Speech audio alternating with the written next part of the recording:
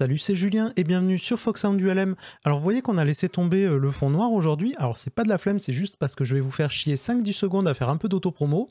On est en 2021, j'ai ouvert un Twitch pour avoir un peu plus d'interactivité avec la communauté, c'est-à-dire vous. Et tout ça, c'est le setup qu'on va utiliser pour les lives. Voilà, donc on va faire quoi sur cette chaîne? On va faire du bricolage, on va faire des tutos, on va faire du simu en VR, on va peut-être faire des sessions un tout petit peu plus chill, un peu détente aussi. Donc voilà, venez nombreux parce qu'on va s'éclater, ça va être sympa. Et en plus, vous aurez l'immense privilège de faire partie des premiers, donc voilà, une occasion à ne pas manquer. Alors lancement très bientôt, donc ne manquez pas le premier live. Allez, aujourd'hui, vidéo que j'ai envie de faire depuis longtemps à propos d'une machine qui me faisait vraiment rêver quand j'avais pas encore commencé à voler, le Tecnam P92 Eco. Ah, le P92. Alors je me rappelle quand je commençais à m'intéresser au monde de l'ULM, c'est vraiment la machine qui me faisait kiffer. C'est vrai, hein, quand on n'y connaît absolument rien et qu'on pense ULM, on s'imagine pas vraiment rentrer dans une machine comme ça, on pense plutôt à ça.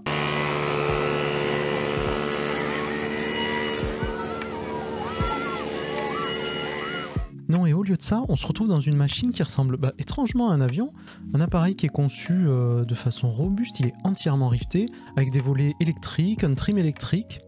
Vraiment, c'est une machine qui a de la gueule, mais on va voir que ses meilleures qualités, c'est ce qui fait aussi ses pires défauts. Allez, c'est parti. Numéro 1, je rappelle en finale 33, ça se trouve deux fois.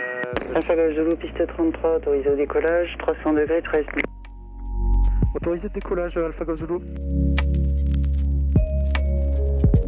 Allez, on a la puissance, on a le badin. 60, on soulage. Hop, on est en l'air. On relâche et on monte.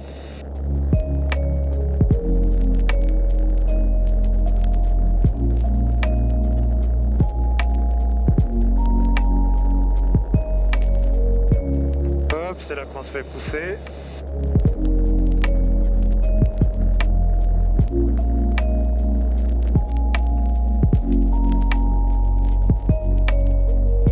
Ok.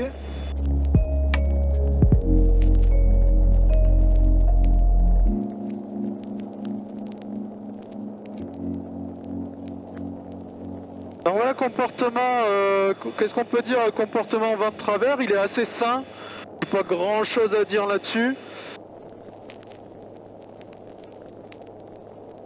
Peut-être même pas vraiment de mal à garder la vie au centre. Alors, c'est bon, j'ai toujours visuel sur mon collègue.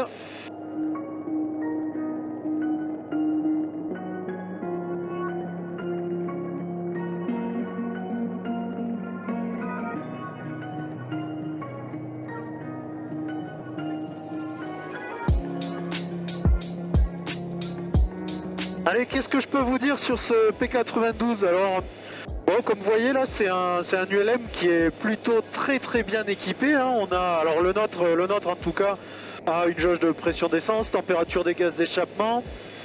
Le reste c'est assez standard. Il y a les jauges électriques, on va en reparler là de l'essence.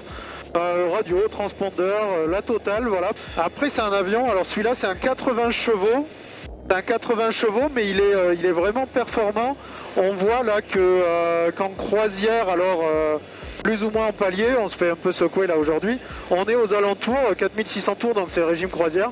Et on est aux alentours des 160-170 en palier. Donc voilà, des perfs plus qu'honorables. Là, on a une VNE à 2,40. Pour accrocher les 240, il va falloir se lever tôt quand même. C'est un ULM qui est voilà, très agréable à piloter. Alors nous, le trim, le nôtre est mal réglé, mais c'est pas pareil pour tout le monde. Donc j'imagine que cet avion, quand il est trimable et trimé, il est vraiment très simple à piloter.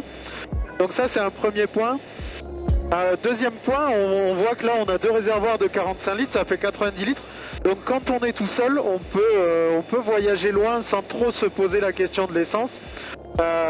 Jusqu'à un certain point, c'est-à-dire, alors ce qui me dérange par rapport aux jauges comme ça, c'est que déjà on voit qu'elles se baladent et honnêtement les jauges ça tombe en panne, l'essence ça nous tient en l'air, donc en fait je suis pas super fan moi des jauges électriques. Il n'y a rien qui bat la fiabilité du tuyau sur les ailes ou des bidons derrière nous, donc ma remarque elle va s'étendre de la même façon au trim et volets électriques. Alors je vais vous faire une petite démo là de combien de temps il faut pour faire l'aller-retour, sortir et rentrer les volets. Vous allez voir que c'est assez catastrophique et pas du tout réactif. Ça rajoute de la charge mentale un peu au toucher qui est pas très agréable sur les terrains très courts. Et même remarque pour le trim, hein, quand on voit que le Tétra, on peut passer du trim plein piqué au trim plein cabré en une demi-seconde, sans vraiment forcer. Là, il nous faut à peu près 20 secondes pour passer de l'un à l'autre, c'est assez infect. Donc voilà, ça me plaît pas du tout. Et même remarque pour les volets, hein, le coup du Tétras, oula, j'ai failli tirer le parachute. Le coup du Tétras où on vient juste rentrer les volets. Ici, c'est pas possible et au final, c'est assez désagréable. Alors une machine bien équipée, performante, facile à piloter, avec des défauts qui sont quand même assez subjectifs. Mais alors, le P92, qu'est-ce que ça donne dans les moments qui comptent? Et bien c'est ce qu'on va voir de suite à Saint-Lieu. Et Saint-Lieu du Fox Tango Sierra, bonjour. Saint-Lieu du Fox Juliette Uniforme Tango Sierra, P92, provenance de Lasbourd, à destination des installations. Je suis à 2200 pieds au sud-est du terrain, à 3 minutes de la verticale à peu près. Et je rappellerai verticale pour m'intégrer. Julien, tu es où là? La Ramière ou Saint-Lieu? Là je vais à Saint-Lieu, et t'es où toi? Sur la Ramière. Mais comme on t'entendait, on savait pas trop où t'étais. Et ouais, en fait j'ai l'impression que les deux se partagent la fréquence du coup. Et du coup vous venez sur Saint-Lieu après? C'est bon, on l'a fait déjà là. Ok, bon retour. Alors qu'est-ce qu'on peut dire après sur ce P92? C'est une machine qui quand même n'aime pas spécialement les basses vitesses. Qu'est-ce que j'entends par là? On va le voir là, on va approcher sur Saint-Lieu qui est une piste qui fait 280 mètres. Alors il y a beaucoup de vent de face là, hein. On a la manche arrière qui est quasi droite. Donc on va se poser court quoi qu'il arrive. Et vous allez voir qu'en fait, en dessous de 90, c'est une machine qui n'aime pas trop voler. Elle a tendance à s'enfoncer et à avoir peu de réserve à l'arrondi. Donc on va voir ça de suite quoi. Et Saint-Lieu du Fox Tango Sierra, on est vertical terrain 1500 pieds. Et on va s'éloigner pour une intégration début de vente arrière 31 du coup.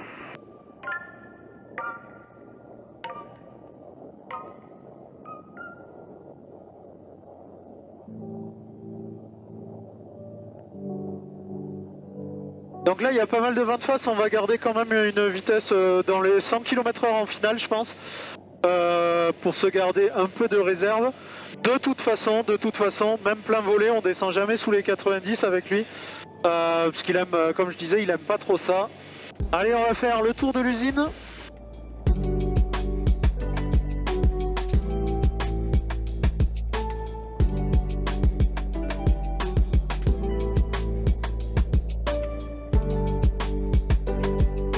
Ultra fan de cette nouvelle procédure d'intégration. Moi je préférais l'ancienne où on serrait un peu plus le virage.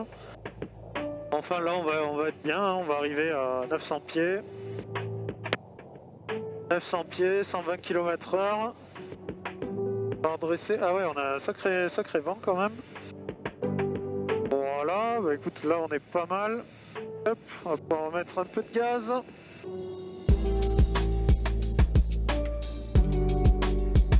Salut du Fox Tango Sierra, on est en vente arrière 31 pour un complet.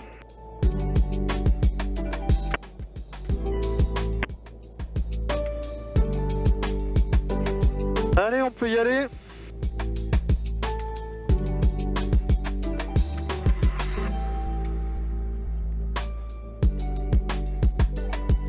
Ouais, on va garder un cran parce que là, vu le vent qu'il y a, on risque pas de se faire mal.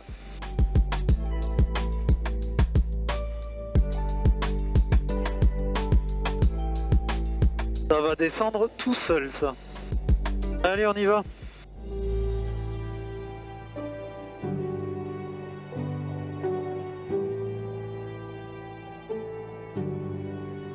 Voilà, on est arrêté. Hein. Allez, on va viser, on va garder 105 en finale là, parce qu'il y a un peu de vent. On voit que ça gigote un peu. Et on va y aller.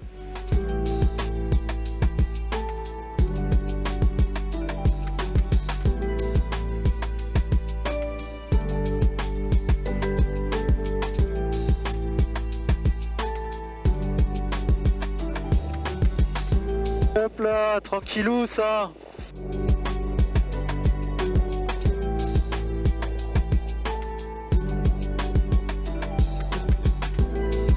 Bon, nous a vu, pour poser, c'est pas bien compliqué, à condition de bien garder la vitesse, parce qu'encore une fois, j'exagère pas quand je dis qu'on n'a pas de défense à l'arrondi quand on se balade vers les 80 km/h, c'est une machine qui aime vraiment pas voler doucement, et c'est ce qu'on va voir un peu dans la prochaine partie, la Mania. Allez, let's go!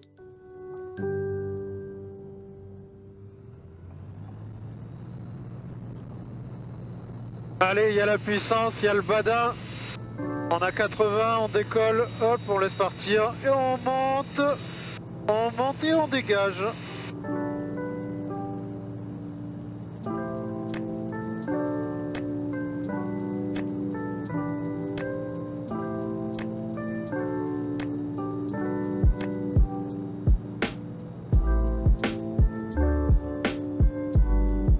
Allez.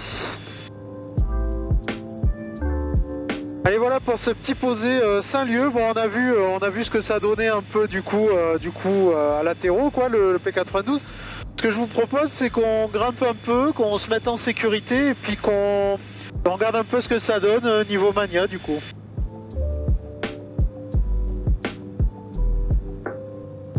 Donc après là, vous avez vu, on a posé, il y avait je pense une grosse vingtaine de nœuds devant. C'était pas forcément de galère. Voilà, c'est une machine qui est vraiment facile à piloter hein, quand on vient de trucs un peu plus techniques, quoi. À côté, le Tetras et le Ninja, c'est vraiment chaud à piloter. Là, c'est une machine qui est assez saine, hein. On a de l'autorité, que ce soit en tangage, en roulis, ça se pilote vraiment tout seul, quoi. Un doigt tranquille, quoi. Alors après le P92, qu'est-ce que ça donne quand on vient le chatouiller un peu plus? On peut essayer en allant se mettre à un angle un peu respectable, quoi. Voilà, on voit que là, on est bien, on va grimper un peu en régime pour pas trop tomber en vitesse.